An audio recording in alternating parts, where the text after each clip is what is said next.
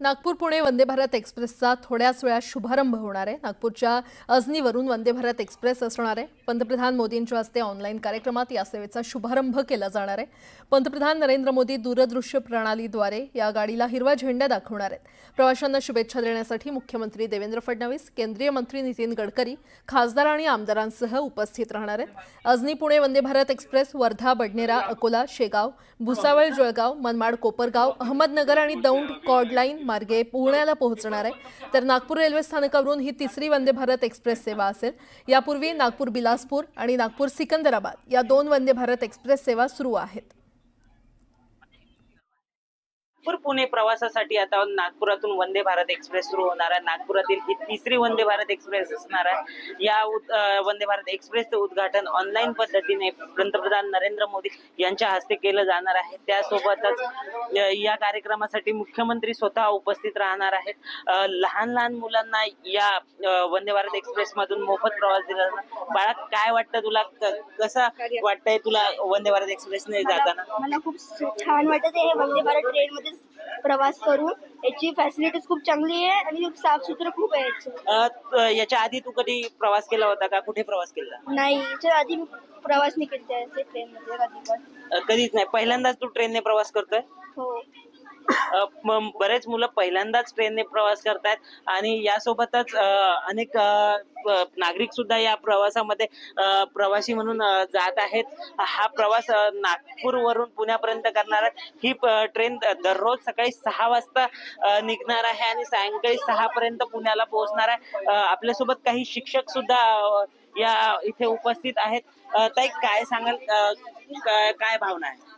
आम्हाला फार आनंद होतोय, कारण आम्ही ऐतिहासिक क्षणाचे साक्षीदार बनलो आहोत। आमच्या पोरांना आणि रेल्वे प्रशासनाने ही संधी दिली, त्याबद्दल आम्ही त्यांचे अत्यंत आभारी आहोत। ही एक नव्या भारताची एक ओळख आहे आणि आम्ही खूप खुश आहोत। वंदे भारत ही नव्या भारताची ओळख आहे असं म्हटलं जात आहे आणि वंदे भारत ट्रेनच्या माध्यमातून अनेक विद्यार्थ्यांना इथे प्रवास करण्याची संधी मिळत आहे। हे विद्यार्थी प्रवास करणार आहेत आणि या पहिल्यांदाच ट्रेनचा प्रवास करून खूप आनंद घेत आहेत। ऋषभ परकुंडे, न्यूज 18 लोकमत, नागपूर। तर आजपासून रेल्वे सेवेचा शुभारंभ होतोय आणि या ठिकाणी सध्या केंद्रीय मंत्री नितीन गडकरी हे पोहोचलेले आहेत। नागपूरकरांना हा मोठा दिलासा मानला जातोय। आज नागपूर पुणे वंदे भारत एक्सप्रेसचा अगदी थोड्याच वेळात शुभारंभ होणार आहे। नागपूरच्या अजनीवरून वंदे भारत एक्सप्रेस असणार आहे। पंतप्रधान मोदींच्या हस्ते ऑनलाईन कार्यक्रमात या सेवेचा शुभारंभ केला जाणार आहे। पंतप्रधान नरेंद्र मोदी दूरदृश्य प्रणालीद्वारे या गाडीला हिरवा झेंडा दाखवणार आहेत। तर प्रवाशांना शुभेच्छा देण्यासाठी मुख्यमंत्री देवेंद्र फडणवीस आणि केंद्रीय मंत्री नितीन गडकरी, खासदार आणि आमदारांसह उपस्थित राहणार आहेत। केंद्रीय मंत्री नितीन गडकरी हे या ठिकाणी दाखल झालेले आहेत।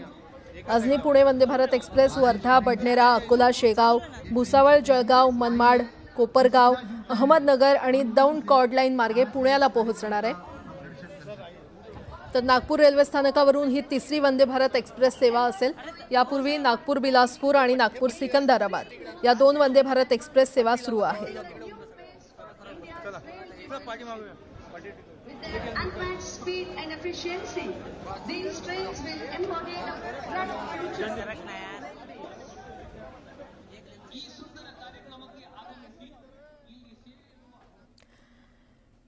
पुढची बातमी पाहूयात। मुंबई गोवा महामार्गावरील खड्डे आणि वाहतूक कोंडी यातून चाकरमान्यांची सुटका व्हावी यासाठी कोकण रेल्वेनं खास गणेशोत्सवासाठी रोरो सेवा सुरू करण्याचा निर्णय घेतलाय। एकावेळी 40 कार रेल्वेतून नेल्या जाणार असून 23 ऑगस्ट पासून एक दिवसाआड ही सेवा सुरू राहील। या गाडीला कोकणात नांदगाव रोड आणि गोव्यामध्ये वेर्णा या ठिकाणी थांबा आहे।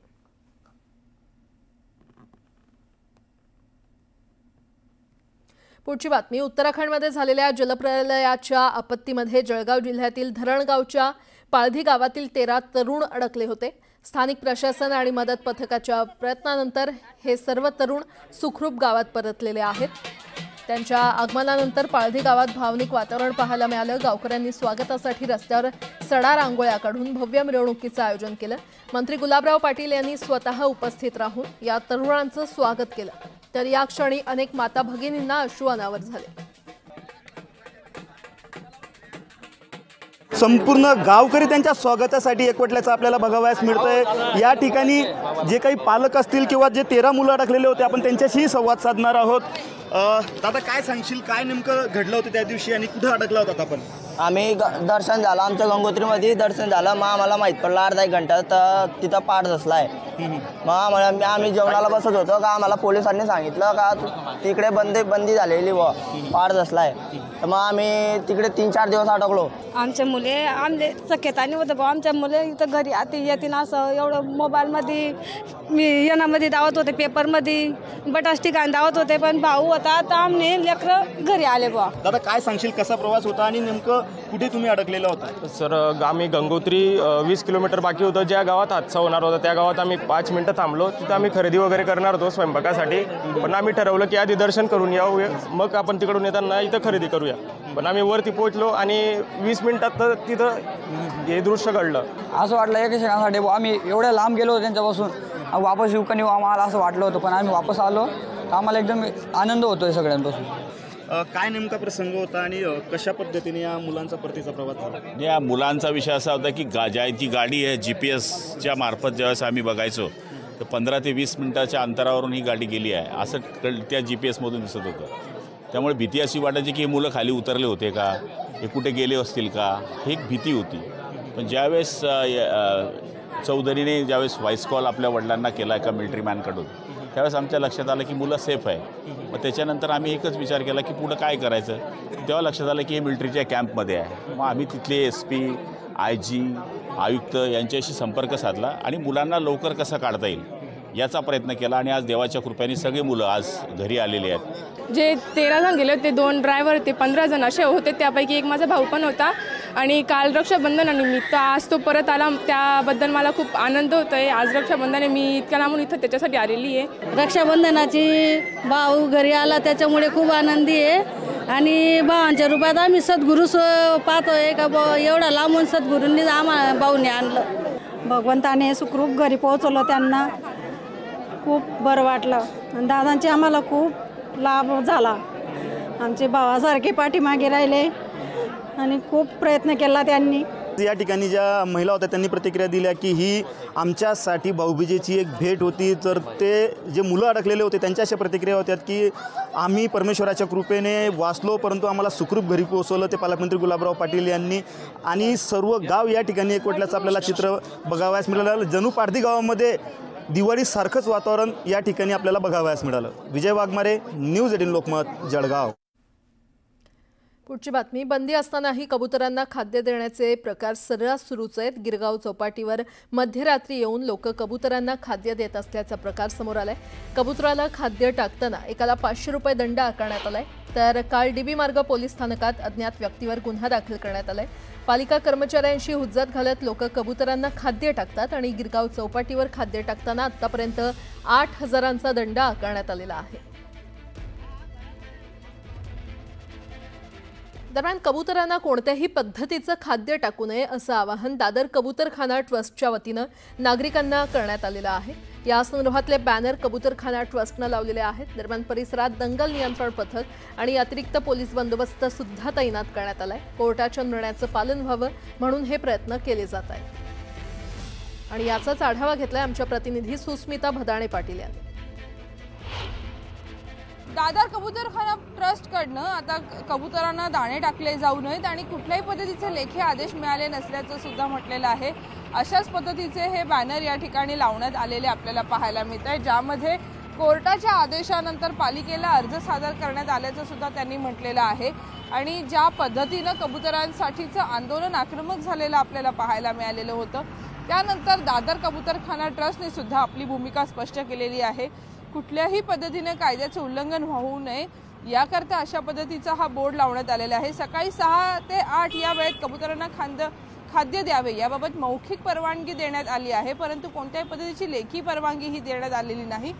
कबुतरांना खाणे देऊ नये असा कोर्टाचा आदेश आहे आणि त्यामुळेच आज जर आपण बघितलं तर कबूतरखाना परिसरामध्ये दंगल नियंत्रण पथक असेल किंवा पोलिसांचा जादा बंदोबस्त सुद्धा तैनात करण्यात आल्याचं आपल्याला पाहायला मिळतं आहे।